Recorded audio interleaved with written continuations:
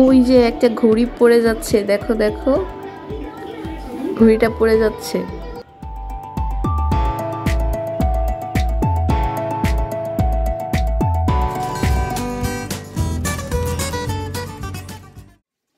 আসসালামু আলাইকুম সবাইকে, কেমন আছেন সবাই? আশা করি অনেক অনেক ভালো আছেন। তো চলে এলাম আরেকটি ব্লগ নিয়ে। এই ব্লগটিতে থাকবে আমি এক্সামের 2 দিন আগে কিভাবে করে কাজ গুছাই। যেহেতু একা হাতে সবকিছু করতে হয়, তো তার জন্য আমি আগে থেকেই ঘরের কাজের প্রিপারেশনগুলো নিয়ে থাকি। তো এটা ছিল রাতের বেলার ভিডিও। আমি রাতের বেলা সব যে ঘরের কাজকর্মগুলো আছে এগুলো গুছাচ্ছিলাম। আমি 2 দিনের রান্না একসাথে করে রাখবো।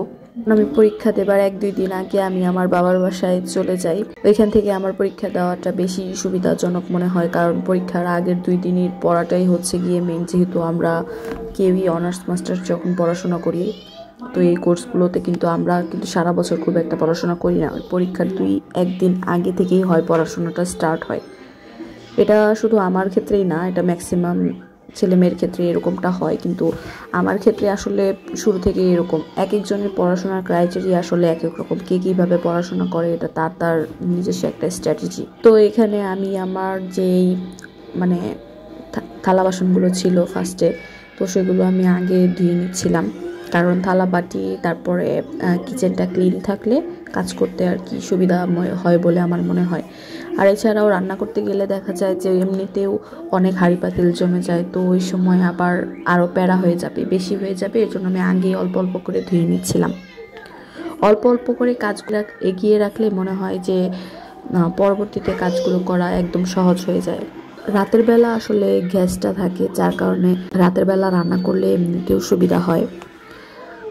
রাতের বেলা যদি দিনের রান্নাটা রাতের বেলা করে রাখা যায়, তাহলে কিন্তু দিনের বেলা অনেক সময় পাওয়া যায়, আর ওই সময়টাতে একটু পড়াশোনা করা যায়। গুলো হাঁড়ি পাতিল ধুয়ে আমি সাথে সাথে জায়গাটা একদম ড্রাই শুকনো কাপড় দিয়ে মুছে নেব। কাজ করার ফাঁকে ফাঁকে একটু কিচেনটা ক্লিন রাখলে পরে আর সব রান্না করার শেষে একদম বেশি একটা কষ্ট হয় না।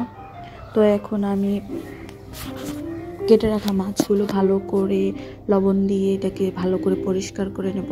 এখানে আমি ইলিশ মাছ দিয়ে একটা তরকারি রান্না করব, আর পাবদা মাছ ভুনা করব টমেটো দিয়ে, আর আমি কিছু চিংড়ি মাছ ভুনা করব, আর ডাল রান্না করব।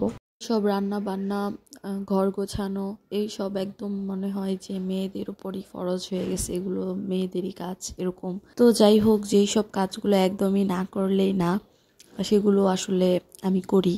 কিন্তু যে কিছু কিছু কাজ রয়েছে যে এটা না করলেও চলে, অতটা বেশি ইম্পর্টেন্ট না, তো ওইগুলো আমি স্কিপ করে যাই, কারণ সব কিছু আসলে একসাথে করাটা সম্ভব না, আর দরকারও নেই। যেটা দরকার নেই সেটা না করলে সমস্যা কী? আর আমাদের বাঙালি মেয়েদের আফটার ম্যারিড লাইফ ম্যাক্সিমামই একটু বেগ পোহাতে হয়, একটু সমস্যা জটিলতার ভেতর দিয়ে যায়। তবে আমি যতটুকু আমার মনে হয় যে একটা মেয়ে যদি ফাইন্যান্সিয়ালভাবে একটু যদি ক্যাপেবল হয়, যদি সে কোনো না কোনোভাবে যদি তার কোনো আর্নিং সোর্স থাকে, তাহলে তার এতটা বেগ পোহাতে হয় না। কারণ যেহেতু দেখা যায় ম্যাক্সিমাম মেয়েরাই দেখা যায় কেউ হয়তো বা তার বাবার উপরে ডিপেন্ডেন্ট, অথবা ভাইয়ের উপরে, অথবা তার হাজব্যান্ডের উপরে, অথবা তার সন্তানের উপরে। কিন্তু নিজের জন্য নিজের কিছু করা উচিত। দিন শেষে আপনি আপনার সাথী কিন্তু অন্য কেউ হবে না, সে আপনার যতই আপন হোক না কেন। তো নিজেকে নিজের সময় দেওয়া উচিত, নিজের জন্য নিজের কিছু করা উচিত। সাপোজ আমরা কোনো বিপদে আপদে পড়লে, ম্যাক্সিমাম মেয়েদের যদি কোনো সমস্যা হয়, তাহলে দেখবেন যে ঘুরায় পেঁচায় তাকেই দোষারোপ করা হয় যে হ্যাঁ তুমি এরকম করছো, তার জন্যই এরকমটা হয়েছে, তুমি একটু সহ্য করলে পারতা, তুমি তারাও বুঝতেছে যে তার এই মেয়েটার কোনো দোষ নেই, বা তারপরেও দেখবেন যে তারা বোঝানোর চেষ্টা করবে হ্যাঁ তোমাকে মানিয়ে নিতে হবে, তোমাকে এটা গুছিয়ে নিতে হবে, তোমারই সব কিছু মুখ বুজে সহ্য করতে হবে, তুমি কেন এটা বলছো বা তুমি কেন এটা করছো। ঘুরায় পেঁচায় কিন্তু আপনার ঘাড়েই দোষ দিবে। কেন দিবে? কারণ ধরেন আপনি কিছু করেন না, আপনার কোনো আর্নিং সোর্স নাই। মেইন ফোকাসটা এটাই যে আপনি কিছু করেন না, আপনার কোনো আর্নিং সোর্স নাই। এখন যদি ধরেন আপনার হাজব্যান্ডের বাসায় কিছু হলো, তাহলে অবশ্যই আপনি আপনার বাবার ঘাড়ে গিয়ে পড়বেন বা ভাইয়ের ঘাড়ে গিয়ে পড়বেন। ওইটাও তো এখন অন্যজনের সংসার। তো আপনাকে কিন্তু আলটিমেটলি আপনাকে একটা বোঝা মনে করা হচ্ছে যে এর জন্যই কিন্তু দেখবেন ঘুরায় পেঁচায় হ্যাঁ তোমাকে এটা করতে হবে। এসব থেকে আসলে আমাদের বের হওয়া উচিত। মানে বের হওয়া বলতে দেখবেন আমি এরকম কিছু কিছু দেখেছি আমার বান্ধবীদের ক্ষেত্রেও, যে হয়তো বা তার সংসারে কোনো সমস্যা হচ্ছে, তো আলটিমেটলি দেখা যাচ্ছে তারা অন্য দিকে ফোকাস করতেছে, যে অন্য জায়গায় হয়তো বা সুখ আছে, অন্য দিকে মানে অন্য দিকে ফোকাস করতে চাচ্ছে। কিন্তু এটা না করে যদি নিজের দিকে ফোকাস করা যায় তাহলে আমার মনে হয় যে এটা হচ্ছে সঠিক সিদ্ধান্ত।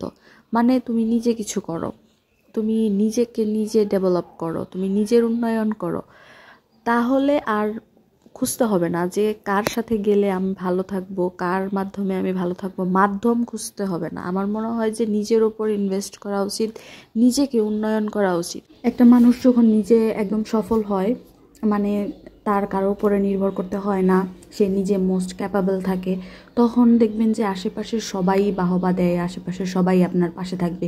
ইভেন আপনি যদি তখন যে কোনো সিদ্ধান্ত নেন আপনার নিজের ব্যাপারে বা অন্য কারো ব্যাপারেও, দেখবেন যে আপনার সাজেশন যাবে, আপনার কাছ থেকে যুক্তি বুদ্ধি পরামর্শ নিতে আসবে।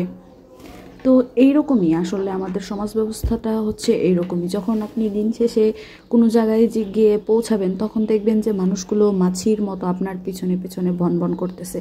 ওই সময় আপনি খেয়াল করে দেখতে পারবেন যে আপনি যদি একটা রং কথাও বলেন, দেখবেন যে কেউ আপনাকে বলবে না যে আপনি রং কথা বলতেছেন, আপনার রংটাকেই বলবে যে রাইট।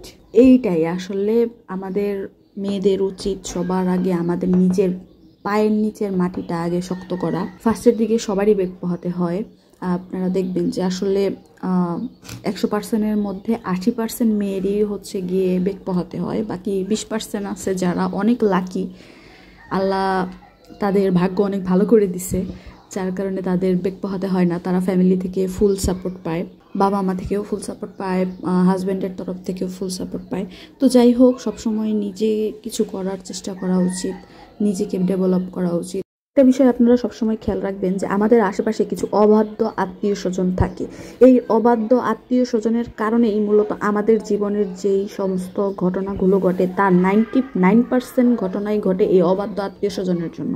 এদের কোনো খেয়ে দেয়ে কোনো কাজ থাকে না। দেখবেন এরা হচ্ছে গিয়ে আপনি কি করতেছেন না করতেছেন, আপনার খুঁটিনাটি মানে এমন এমন তথ্য এরা বের করবে যেটা আপনি নিজেও জানেন না যে আপনি এটা করেছেন কি না আদৌ। হ্যাঁ, আপনি এগুলো দেখবেন যে আপনার সামনে দেখবেন খুবই ভালো তারা, হ্যাঁ, আপনি কোনোদিন চিন্তাও করতে পারবেন না, কল্পনাও করতে পারবেন না যে এই লোকটা আপনার নামে এইসব বলে বলে বেড়ায়।